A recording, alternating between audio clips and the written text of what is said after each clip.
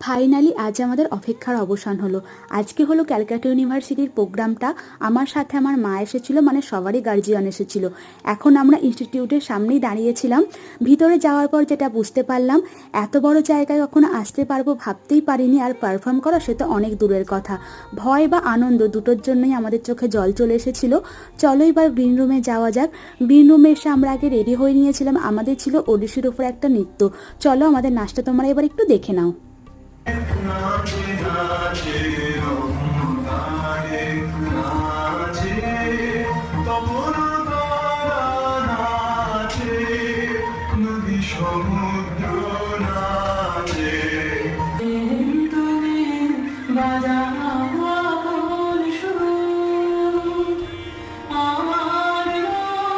অবশেষে আমরা ভয়টা কাটিয়ে উঠতে পেরেছিলাম। আর এখানে আমরা পারফর্ম করে অনেক খুশি। দেখা হচ্ছে পরের ব্লগে। ওকে, টাটা।